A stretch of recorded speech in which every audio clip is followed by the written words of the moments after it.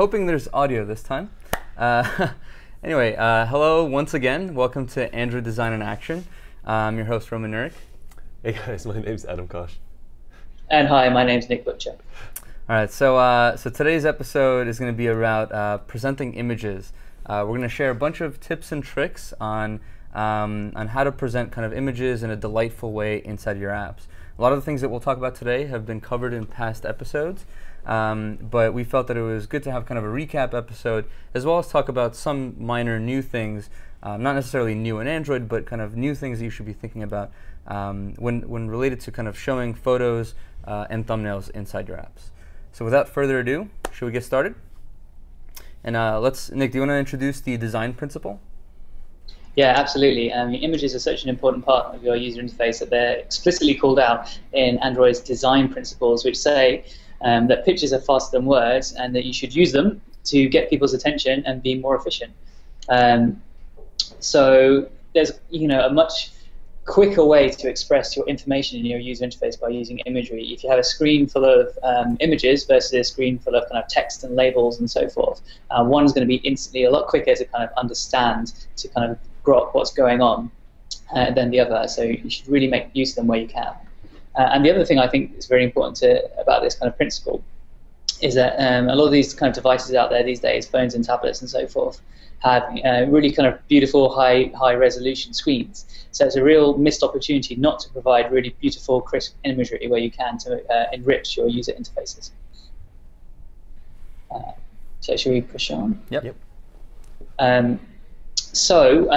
One of the most important things when thinking about using imagery in your application is bearing in mind that designing for Android is designing for scale, designing for a variety of devices out there. So what that means is when you're thinking about your images and you're thinking about how they're going to display in your user interface, you need to build in a level of flexibility in there so that your user interface can work on a variety of different kind of screen sizes and shapes, and that your imagery can stand up to that and still look good. So this is a technique that we've covered a couple of times on the show, so I'll go quite quickly over it. But one technique that works very well is to kind of respect the aspect ratio of the image you want to show, but to be a little bit more flexible about the exact bounds in which you show. And one way you can do this is using a center crop technique. So what this will do is, depending on how much space you have available to show the image, it'll kind of blow it up and crop off the sides or so forth in order to maintain the aspect ratio, but to kind of fit in the amount of space available to the image. It's a very important technique to kind of embrace. And I think, as we've said before, this technique works really, really well if you have kind of images which don't have a particular focal point. So, for example, if you have this picture of some bacon, which we always seem to come back to here on ADIA, then it works particularly well for this kind of content. But if you have people's faces, you might risk kind of cropping off something you might consider the focal point of the picture. So just bear that in mind. Cool. Should we move on? Yeah. Yeah, go ahead. Next up, we're going to talk about different ways that you can kind of like decorate or kind of change the imagery which you're looking at. The first thing we're going to talk about here is using different masks. So Android has a kind of a particular look and feel when it comes to shapes. So, for example, you don't see many kind of pill shapes or rounded rectangle shapes. But what you will see is lots of simple geometric shapes like squares, circles, and so forth. Triangles, maybe? I don't know. But one technique you can use with your images in order to kind of like break out of a rhythm and make them pop, or in order to kind of set them out from your content somehow, is using different kind of decorations like a circular mask in this instance in order to kind of make it stand out. The nice thing about circular masks for avatar photos too is that it's it's a bit softer. I guess in general circles are a bit softer than squares or other things like that. And they kind of it's kind of nice to unify or to tie this this visual element, the circle, to the idea of a person, right? So not necessarily circles; it could be other things, but kind of making sure that throughout your app, anytime you show a single type of object, that there's visual consistency. And using a circle mask is one of the ways in which you can achieve that, I guess. Yeah, definitely. And moving on, here is an example from the Path application, which combines that idea of using a circle mask with providing kind of a slight white border and a drop shadow onto it, just in order to, I think, set it apart from the content, give it a little bit of kind of content protection, because if you're not sure what the color of an image is going to be, if it's user provided, you can stop that from contrasting with your background elements, for example, and make it stand out as well, giving it a little bit of visual depth. Yep. Should we move on to text overlays? All right, so anytime you show images, and actually this is something that we'll talk about in a bit with full bleed imagery, but basically anytime you show images and you want to show captions next to those images, there's a couple ways to do that, right? So first of all, you could obviously, you could have the photo and you could show captions below it if you have the space. But one of the ways in which you can kind of maximize the use of space, maximize the effectiveness of the photo or of the image, is to make the image take up as much space as possible and overlay any sort of metadata or titles or captions or things like that on top of the image. So here are just a couple of examples of that in action, I guess. So this is from the ADIA app, the Android Design in Action app from Andreas. And you can see that the images take up as much space as possible. There aren't big white gaps in between them, and then having text inside those gaps. This is purely kind of letting the image take up as much space as possible and using the space on top of the image as the space for the metadata. So here's another example. This is the Circa app. The Circa app is a recently updated or a recently published news app. And here, they also have the news article take up the full, or the news thumbnail take up almost half the entire screen, maybe even a little more. And then the title is just kind of an overlay. And here are just a couple of other examples from Google Play Music and the People app. But the reason we wanted to point these out is that these are a couple of different examples, but they each use a different form of background protection. And background protection is basically the idea that if you just overlay text of whichever color, black, white, whatever, if you just overlay text over an image, very frequently the image itself is going to contrast too highly with the text, and the text won't be very readable, won't be very legible. So background protection is something that you place in the background or some effect that you provide that makes the text legible. So here's an example in the ADIA app. There's a kind of a dark, a black drop, or rather a black gradient, and that's a very, very common form.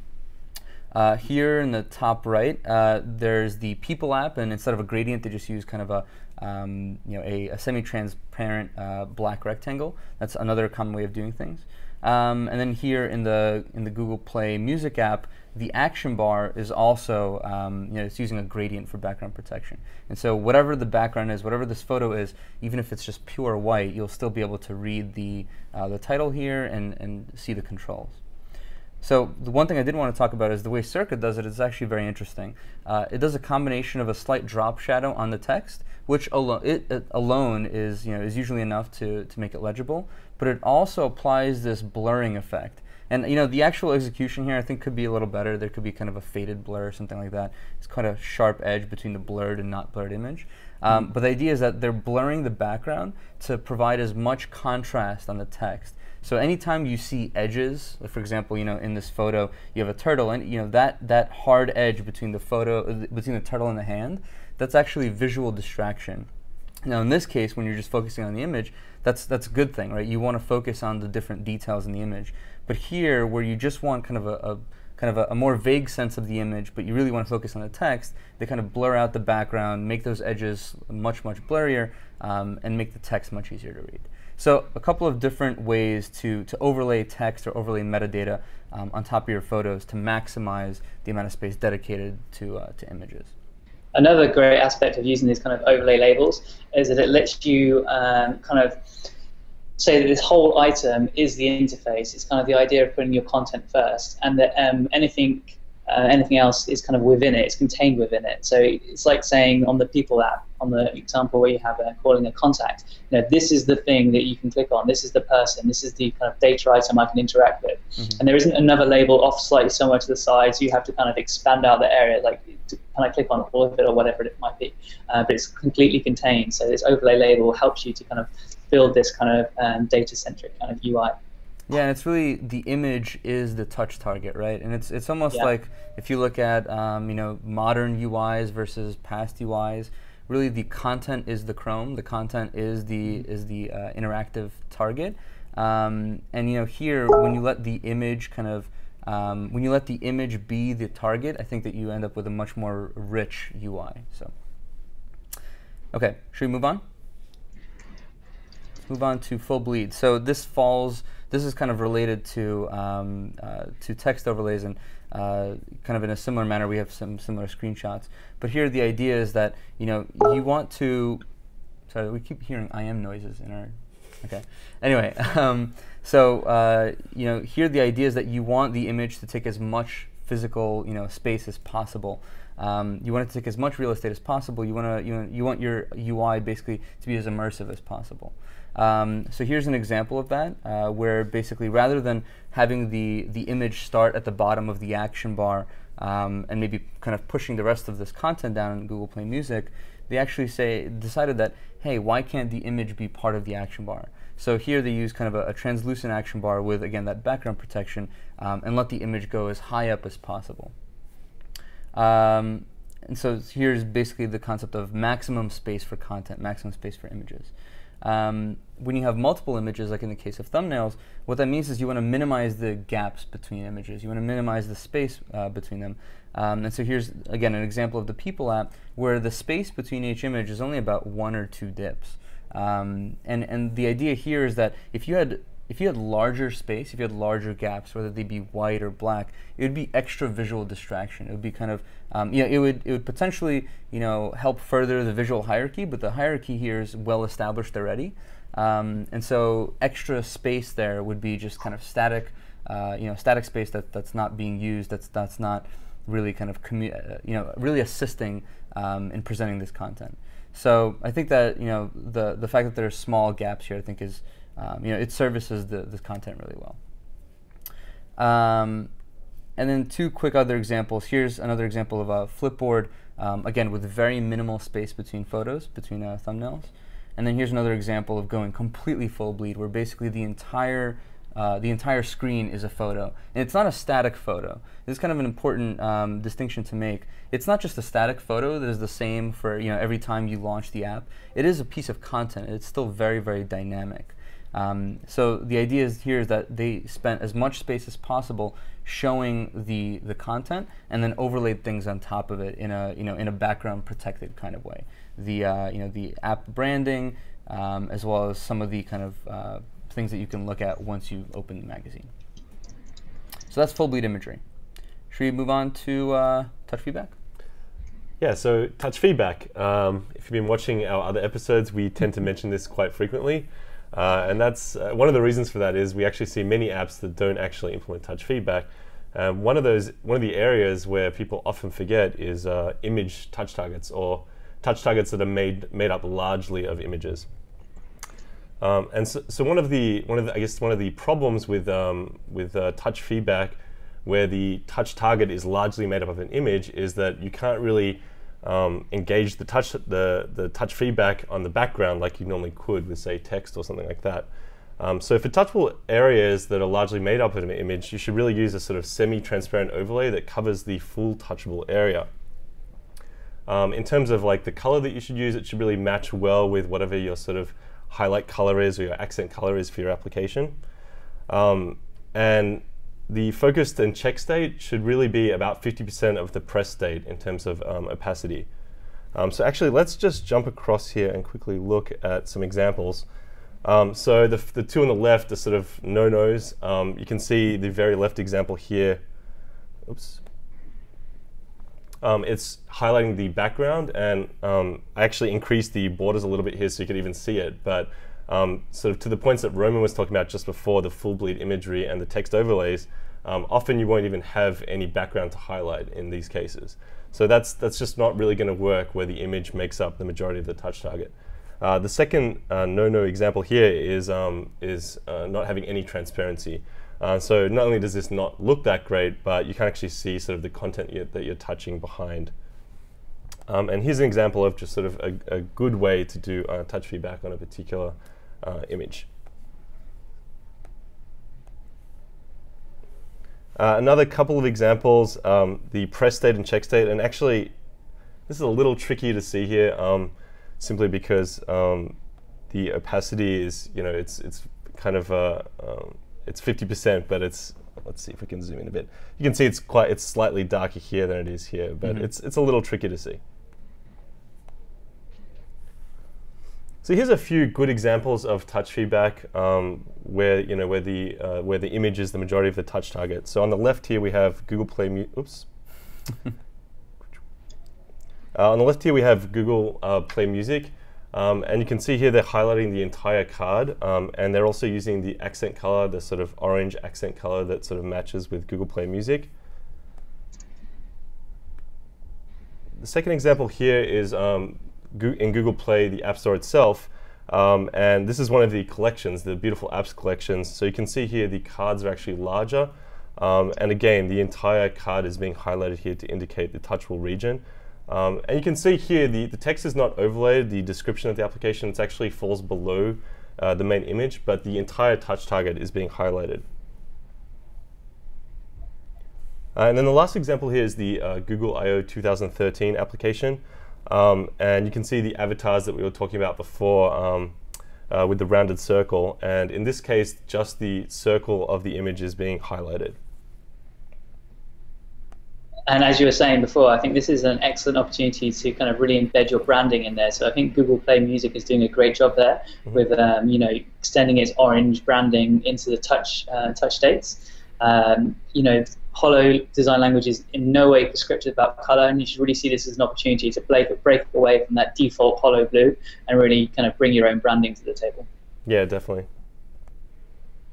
All right, should we move on to focus? Yeah, absolutely. While images are beautiful and great for grabbing attention, sometimes that's not exactly what you want, and you want to be able to emphasize other information or kind of mute that information somehow. So some good examples of doing that we've picked out to showcase today. The first one here is from the Currents app, a Google app for kind of reading news feeds. So on the left we can see there's a news feed with kind of nice big beautiful pictures and kind of a title and strapline and so on. But once you've actually read that story and you kind of come back up to the list view story, they do something quite interesting. They actually completely grayscale the image, and they mute the text as well. So it fades away visually because I've kind of processed that. I don't need to go back to that, and it makes it really easy to kind of pick up where you left off or see what you've read and what you haven't read. So I think this is a great example of having both beautiful images and then like subduing them when you want them to not grab the attention so much. And just a second example, just to show its versatility, is actually when I was taking a screenshot of the Currents app, I noticed that the screenshot notification in the notification bar does the same thing. So the kind of notification bar, you're going to be rubbing shoulders with all kinds of different content. Most of it going to be presented by the system. It's going to have a uniform look and feel. So if you were to use kind of a full bleed, like very kind of colorful image there, it might look really out of place, and it might kind of be quite a jarring experience. It might not look like a notification. So they do a nice job of desaturating the image there, so that you can, it fits in better with its surroundings, and you can focus on what's important, which is kind of the touch target and the secondary action to share. All right. Cool. Should we move on to the next one? Yeah, a slight variation on this is combining that kind of desaturation with the touch feedback that Adam was talking about. Sometimes if you just apply a kind of semi-transparent highlight over the top of an image, you can get unexpected results with colors bleeding through and so forth, especially if it's kind of user-generated content and you don't know what it's going to be.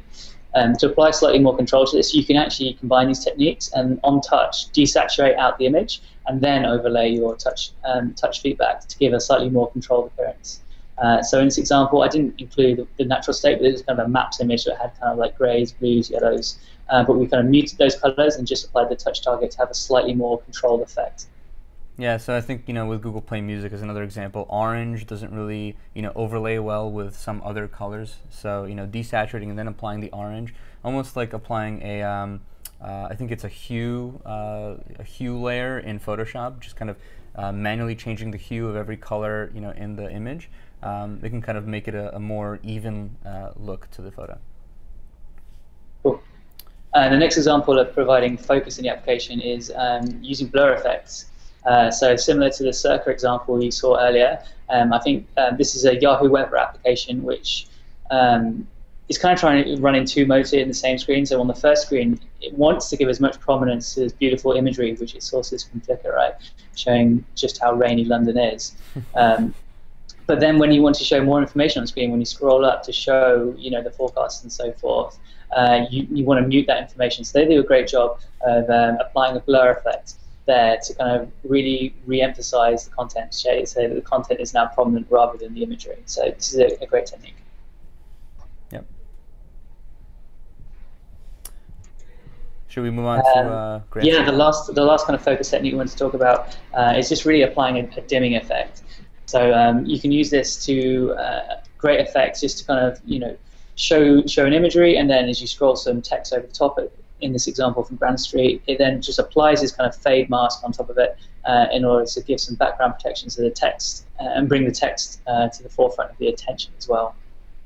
This can be really simply achieved for developers just by setting the kind of the hint flag on an imagery as well. Mm-hmm. All right.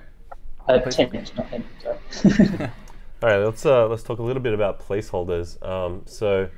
I think most apps actually do get this right for the most part, but any image that loads in your UI that has any sort of load time, any load time at all, should really have some sort of placeholder there.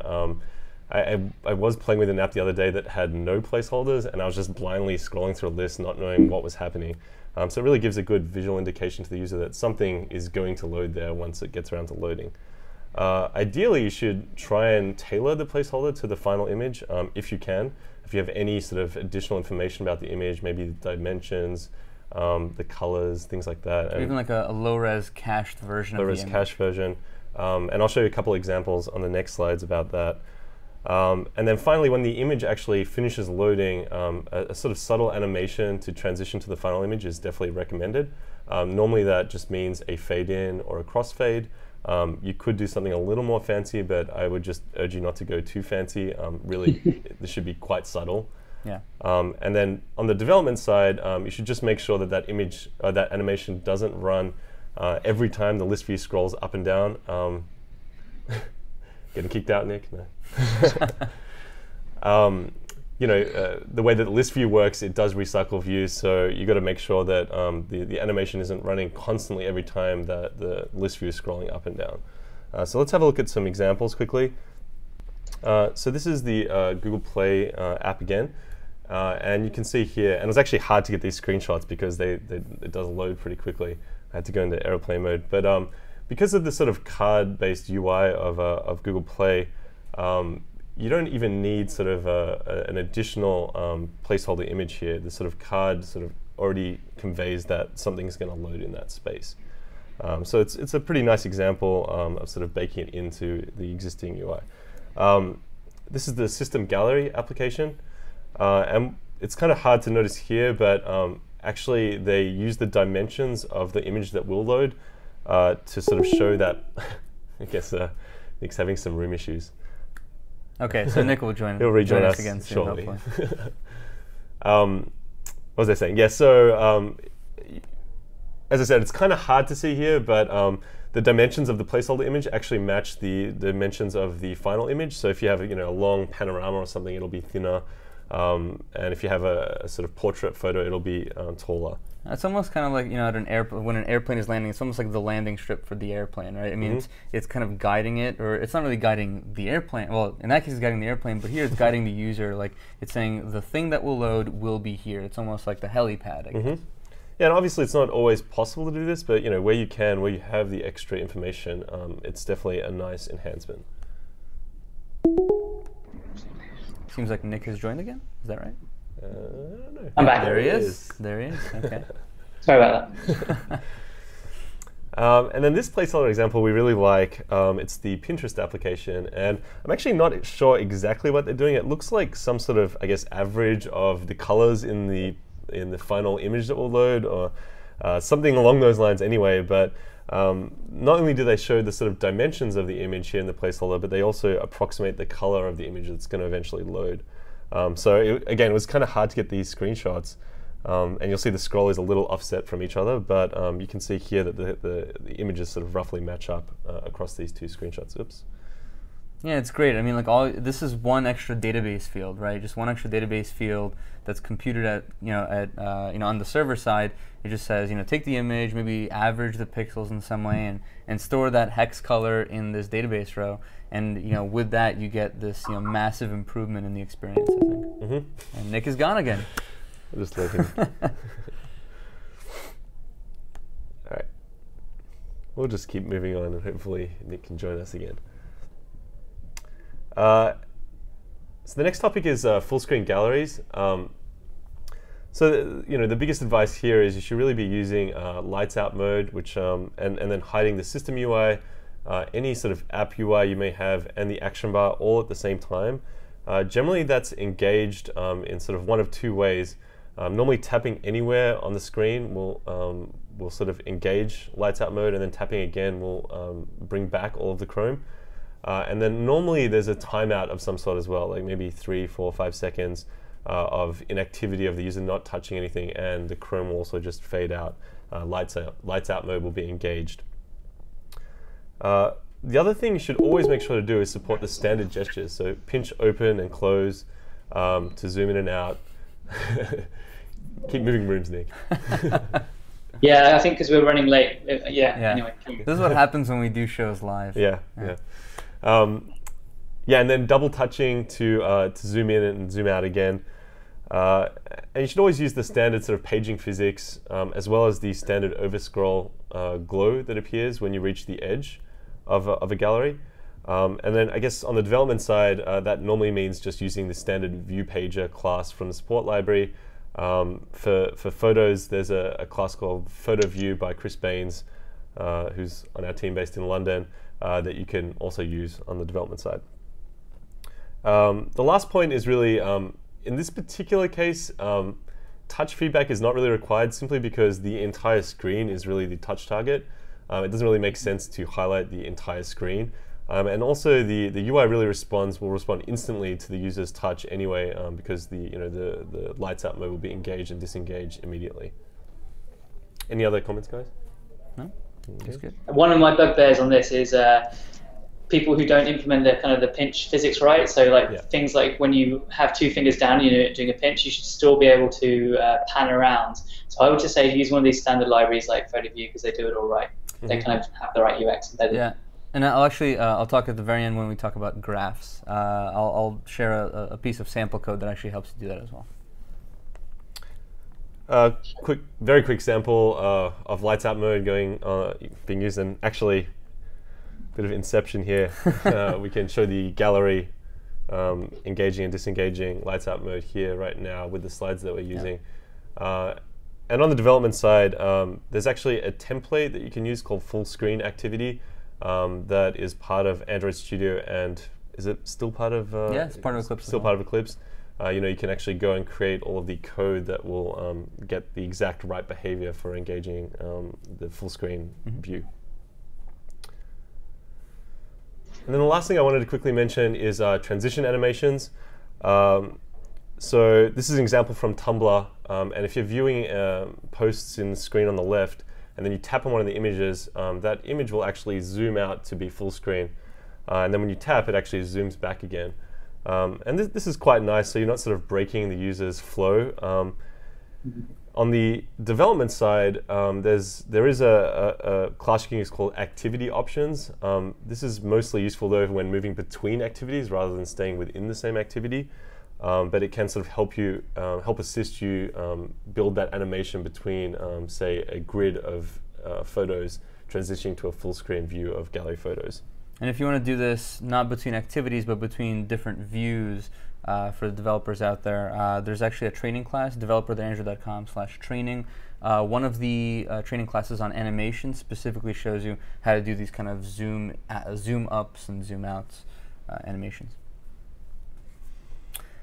All right. All right. So I think we were super low on time, so I'm going to quickly just jump into a bonus topic, which is graphs. So graphs aren't really, images; they're really more interactive images, if you will. But we wanted to just show a couple of quick examples of graphs done right. The first I want to mention that in general, these are going to be interactive graphs, so it's almost like an interactive image. So I think anytime you look at interactivity or zooming or anything like that, The gallery app, the system gallery app, is generally a very good example of that. So you can see multiple fingers going on, double touch works, and so on. So I just want to show a couple quick examples of graphs in use. Actually, you can't see that. So the first is this interactive chart demo, and this is available as in the Android training classes. So here you'll notice that you could do the same thing you can with a full screen photo view. You could zoom, you can double touch to zoom in, and then the other nice thing is that you get edge effects, right? So if you're looking to do something like a graph, or basically an interactive information-based image of some kind, this is kind of a good starting point. Another quick example is the Quotes app, and we've covered this one before. It's by the developer Michael Pardo. I think the publisher name is slightly different. But anyway, if you look at one of the graphs, they actually do things a little differently. They have this kind of zoom bar, or whatever you want to call it, I guess, and they have these little handles. And you'll notice that these handles are actually using the same visuals as text selection handles on Android, so it's very, very clear what they do. I think they're actually inverted. They should probably be facing the opposite direction, but it is still kind of cool that you can kind of do this. And then as you touch and scroll across, you see the specific values at those points. So again, those are just two quick examples. If you want to take a look at the sample code for developers for how to do that interactive chart thing, here's the code. There it is. All right. So with that, we quickly want to do a shout out to Mike Denny, who has just joined the Android Developer Relations team as an Android design advocate. He's going to be based out of Mountain View. Welcome, Mike. He'll probably be joining us on future episodes of Android Design in Action. And yeah, I think this is probably a link to his announcement post on Google+. But yeah, please all welcome Mike. All right, I think that's it for our episode after a rough start. As always, I'm your host, Roman Nurik. See you guys, Adam Koch. Bye from Nick Butcher. Bye from Nick Butcher across 3 different conference rooms, is that right? Yeah, you had a little tour of the Google London offices today. Thanks for staying with me. Nice. See you guys. All right, see you guys next time.